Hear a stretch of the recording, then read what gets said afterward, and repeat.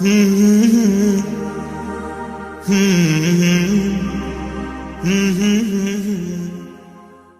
اگر تو ماں ہو کے قرآن پڑھے تو بیٹا نیزے کی نوک پہ قرآن سناتا ہے۔ سیدہ طیبہ طاہرہ ظاہرہ عابدہ ساجدہ راکعہ سیدہ فاطمہ الزہرا رضی اللہ تعالی عنہا کا اسوہ مخدرات اسلام کے لیے، ہماری بہنوں بیٹیوں کے لیے مکمل کامل اور اکمل نمونہ ہے۔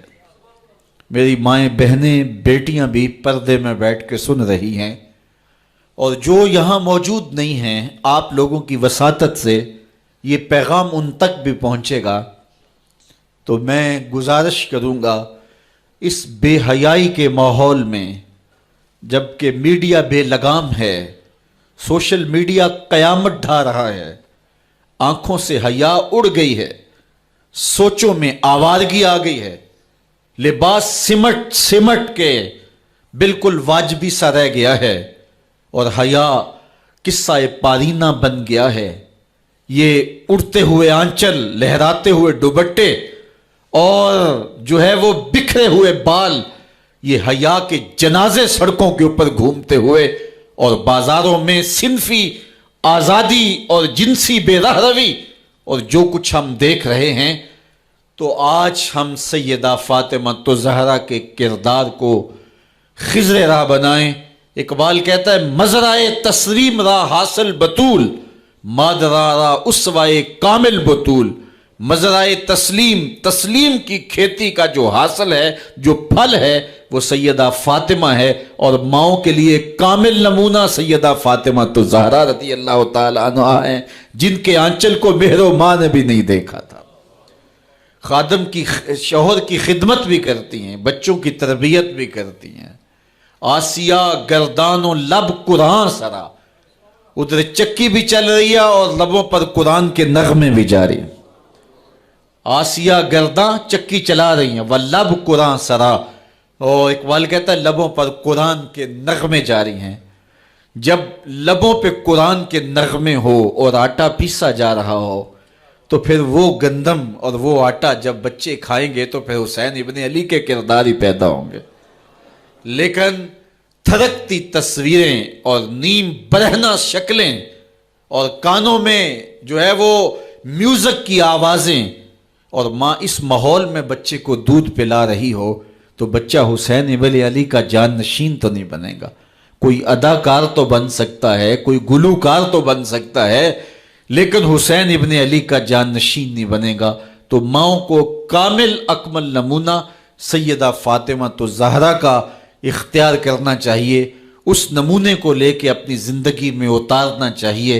آج ہم دلیلیں دیتے ہیں، میڈیا سے دلیلیں سنتے ہیں، اسلام تنگ نہیں ہے، تم نے اسلام کے دائرے کو تنگ کر دیا ہے۔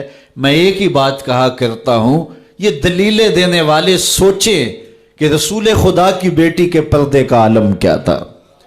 بس ہمارے لیے وہ نمونہ ہے، وہ کامل اور اکمل نمونہ ہے، اور ہم نے اپنی زندگی اس نمونے کے مطابق گزارنی ہے۔ سیدہ پاک سلام اللہ علیہا کو اس بات کی فکر رہتی تھی کہ ساری زندگی تو میں نے اپنے پردے کی حفاظت کی، مرنے کے بعد جب پٹڑے کے اوپر ڈال کر کے لے جایا جاتا ہے لاش کو، تو اس وقت جسم جھلکتا ہے چھلکتا ہے تو بے پردگی ہوتی ہے۔ تو زندگی میں تو انسان اپنے پردے کی حفاظت کر لیتا ہے، لیکن جب جنازہ اٹھتا ہے تو اس وقت عورت کے جسم کی ڈیل ڈول ظاہر ہو جاتی ہے، اگرچہ اس کے اوپر پردہ پڑا ہوتا ہے۔ اور یہ سخت فکر مند تھی اور بات بھی کرتی تھی۔ حضرت اسماء بنت امیس رضی اللہ تعالی عنہا سیدہ پاک کے پاس بیٹھی تھی، اور یہ وہ خاتون ہیں جنہوں نے حبشہ کی جانب ہجرت کی تھی۔ جب مسلمانوں پر حالات تنگ ہو گئے تو 2 مرتبہ حبشہ کی جانب ہجرت ہوئی ہے، اور تیسری ہجرت جو ہے وہ مدینہ المنورہ کی جانب ہوئی۔ تو حبشہ کی جانب انہوں نے ہجرت کی اور وہاں کچھ وقت گزارا تھا۔ تو انہوں نے کہا کہ میں نے وہاں ایک منظر دیکھا ہے کہ چارپائی کے چاروں پائے جو ہیں ان کے ساتھ شاخیں باندھی جاتی ہیں، اور شاخیں باندھ کے ان کو پھر آپس میں جوڑ دیا جاتا ہے اور اس کے اوپر کپڑا ڈال دیا جاتا ہے، وہ ایک ڈولی بن جاتی ہے اور اس میں عورت کا جنازہ ہوتا ہے۔ تو جب یہ بات سنی تو سیدہ کی خوشی کی انتہا نہ رہی، کہا یہ تو بہت اچھا ہوا۔ اور سیدہ پاک کا پھر جنازہ پردے کے ایسے ماحول میں اٹھتا ہے اور رات کی تنہائی میں اٹھتا ہے اور بہت تھوڑے لوگ جنازے میں شامل ہوتے ہیں۔ اور پھر سیدہ پاک سلام اللہ علیہا کے پردے کا عالم یہ ہے، اہل سیر نے لکھا ہے کل قیامت کے دن جب میدان حشر میں سیدہ تشریف لائیں گی تو 70,000 حوروں کے جلو میں ہوں گی، اور جب گزریں گی تو آواز آئے گی یا اہل الجمع غدوا ابصارکم لأن فاطمہ بنت محمد حتی تمر، اے نبیو، رسولو، پیغمبرو، اے صالحین، نیکوکارو، اے حشر کے میدان میں جمع ہونے والے لوگوں، اپنی نظریں نیچی کر لو، محمد کی صاحبزادی گزر رہی ہے۔ تو قیامت کے دن بھی اللہ ان کو یہ اعزاز دے گا، ان کو تکریم دے گا، ان کو عزت نصیب کرے گا۔ تو سیدہ پاک کا نمونہ زندگی ہماری مخدرات اسلام کے لیے، ہماری بیٹیوں کے لیے، بہنوں کے لیے کامل، اکمل اور مکمل نمونہ ہے۔ مزرعہ تسلیم را حاصل بطول، مادران را اسوائے کامل بطول۔ تو ان سے ہمیں سیکھنا ہے کہ انہوں نے اپنی ساری زندگی کیسے گزاری۔ آج کی عورت کہتی ہے کہ میں نہیں کر سکتی نماز، روزہ اور یہ امور نہیں بجا لا سکتی، بچوں کا بوجھ اتنا ہے، ان کی تربیت اور ان کو کھانا دینا، ان کو دودھ دینا، بار بار جو ہے وہ ان کا لباس تبدیل کرنا، کب وقت ہوتا ہے، میرے کپڑے بھی ناپاک ہو جاتے ہیں، تو کیسے میں ان کو جو ہے بچوں کو کروں اور اس کے بعد عبادات بھی وقت پہ کر سکوں، تو یہ بڑا مشکل ہے۔ وہ حضرت سیدہ کو دیکھیں کہ آپ اپنے کندھوں پہ مشکیزہ بھی اٹھا کے لاتی ہیں، چکی بھی پیستی ہیں، بیٹوں کی تربیت بھی کرتی ہیں، شوہر کی خدمت بھی کرتی ہیں، اور مصلی بچھا کے جب کھڑی ہوتی ہیں تو ساری ساری رات قیام میں، کبھی رکوع میں، کبھی سجدے میں گزر جاتی ہے، اور پھر کہتی ہیں مالک تیری راتیں اتنی چھوٹی ہیں، تیری بندی کا ذوق بندگی ہی پورا نہیں ہوتا، ایک تو رات اتنی لمبی بنا دے جی بھر کے تجھے سجدہ ہی کر سکوں۔ تو انہیں شکوہ رہتا ہے کہ راتیں اتنی چھوٹی ہیں اور میرا ذوق بندگی ہی پورا نہیں ہوتا۔ سارا دن روزے سے گزرتا ہے، رات قیام میں، رکوع اور سجود میں گزرتی ہے، اور بیٹوں کی تربیت کی تو وہ کائنات نے ایسی تربیت کا جوہر نہیں دیکھا ہے جو سیدہ فاطمہ کے گھر میں پلنے والے بچوں میں تربیت کا رنگ نظر آیا، کہ انہوں نے اپنا خون دے دیا لیکن دین کی آن پہ آنچ نہیں آنے دی۔ تو ان کی زندگی ہمارے لیے، ہماری مخدرات اسلام کے لیے، بہنوں، بیٹی اور ماؤں کے لیے کامل اکمل نمونہ ہے۔ میری بہن، میری بیٹی، تو مغرب کی ٹینو نہیں ہے، تو مشرق کی بیٹی ہے، تو کوئی دیا نہیں ہے کہ جس کو جو چاہے اٹھا کے لے جائے، تو گھر کی رونق ہے، عزت ہے، آبرو ہے، تو سمٹ جائے گی تو معاشرہ پھیل جائے گا، اور تو اگر گھر میں سمٹ کے بچوں کو سنبھال لے گی تو امت بحر و بر پہ قابض ہوگی، لیکن اگر تو گھر کو نہ سنبھالا تو پھر امت کبھی بھی بامراد اور کبھی بھی سرخرو نہیں ہو سکتی۔ اگر پندے ز درویش پذیری، ہزار امت بمیرت تو نہ میری، بطول باش و پنہا شو ازیں اثر کہ در آغوش شبیر بگیری۔ اقبال کہتا ہے کہ اے امت مسلمہ میری ایک بات مان لے، ہزار امت مر جائے گی، امت مسلمہ تجھے موت نہیں آ سکتی، اور وہ کیا ہے؟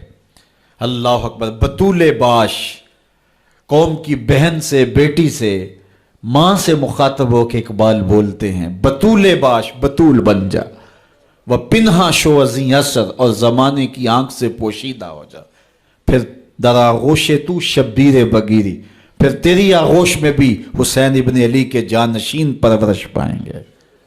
تو اپنے آپ کو سمیٹ کے اس کردار کے سانچے میں ڈال لیا جائے۔ عورت کا دائرہ کار گھر ہے، چار دیواری ہے، اور اس چار دیواری کے ماحول کو آسودہ رکھے۔ وہ باہر نکل کر کے جو ہے وہ گھر کی ذمہ داریوں سے دستبردار نہ ہو. یہ ذمہ داریاں مرد کی ہیں کہ وہ باہر نکلے اور ضروریات کو فراہم کرے. عورت کی ذمہ داری چار دیواری کی ہے. اس چار دیواری کو رونق بخشے اور تربیت پر نئی نسل کو بہتر بنانے کے لیے اپنی ساری صلاحیتیں صرف کر دے. ساری زندگی میں ایک اس کا بچہ بھی اگر قوم کو مل گیا تو قوم کی تقدیر بدل دے گا. مائی راستی ہیں یا ام الخیر ہیں، انہوں نے ایک بچے کی تربیت کی. آج مائیں کیوں نہیں کر سکتی؟ بابا فرید کی ماں بیٹے کے مزاج کو سمجھتی ہیں کہ یہ شکر کو بہت پسند کرتا ہے تو شکر کی پڑیا مصلے کے نیچے رکھ دیتی ہیں، اور بیٹا مصلہ اٹھاتا ہے تو نیچے شکر کی پڑیا ملتی ہے. روز ڈیوٹی دیتی ہیں، اور بیٹا شوق سے نماز پڑھتا ہے، بعض میں شکر کی پڑیا بھی ملے گی. ایک دن کہیں گئی تھی تو نماز کا وقت ہوا، ماں وہاں بے چین ہے اور وہیں مصلہ بچھا کے کہتی ہے مالک میری لاج رکھنا. آج بیٹا مصلہ اٹھائے اور اس کو شکر کی پڑیا نہیں ملے گی تو راز کھل جائے گا، تو بیٹا کہیں بدظن نہ ہو جائے. اس کا گمان یہ ہے کہ مالک اپنی کرم نوازیوں سے یہ پوری مجھے ڈائریکٹ دیتا ہے، درمیان میں کوئی نہیں ہے. اللہ اکبر. خیر ماں واپس پلٹی اور سب سے پہلے تجسس بھری نگاہ سے بیٹے کو دیکھ رہی تھی کہ بیٹا کوئی شکایت تو نہیں کرتا، لیکن فرید بیٹے کے لب پہ کوئی شکایت نہیں تھی. خیر ماں نے پوچھ لیا بیٹا نماز پڑھی تھی؟ کہا اماں نماز پڑھی تھی، لیکن آج جو شکر ملی ہے اس کا چس ہی کوئی اور تھا، اس کا ذائقہ ہی کوئی اور تھا. تو آنکھوں سے چھم چھم آنسو برسنے لگے. مالک تو نے میری لاج رکھ لی. تو پھر بتایا کہ بیٹے میں تو یوں ہی پڑیا رکھتی تھی، آج مالک نے جو ہے وہ میری لاج رکھی ہے اور تیرے مصلے کے نیچے پڑیا رکھ دی. پھر فرید بنا نا. تو پیچھے ماں کھڑی نظر آتی ہے، حضرت غوث اعظم رضی اللہ تعالی عنہ. اگر غوث اعظم ہے تو ان کے جبے میں 40 دینار ماں سی رہی تھی نا، اور ساتھ نصیحت کر رہی تھی کہ بیٹا جو بھی ہو جھوٹ نہیں بولنا ہے. پھر ڈاکوؤں کو بتا رہے ہیں کہ 40 درہم تو میرے پاس بھی ہیں. تو ڈاکو کہتے ہیں عجیب کہانی ہے، بلا کو ڈاکوؤں کو بھی پیسے بتایا کرتا ہے. کہا میری ماں نے کہا تھا جھوٹ نہیں بولنا، جو بھی ہو جائے لیکن جھوٹ نہیں بولوں گا. اب ڈاکو شرمندہ ہو کے بولتے ہیں یہ ماں سے جھوٹ نہیں بولتا، ہم رب کا حکم نہیں مانتے. اور یہ پہلے لوگ تھے جو حضرت غوث اعظم کے ہاتھ پہ جو ہے وہ توبہ کرنے والے تھے. اللہ اکبر. قطب الدین بختیار کاکی جب درس گاہ میں جاتے ہیں، استاد پڑھاتا ہے الف لام میم ذالک الکتاب، پورا پارہ سنا دیتے ہیں.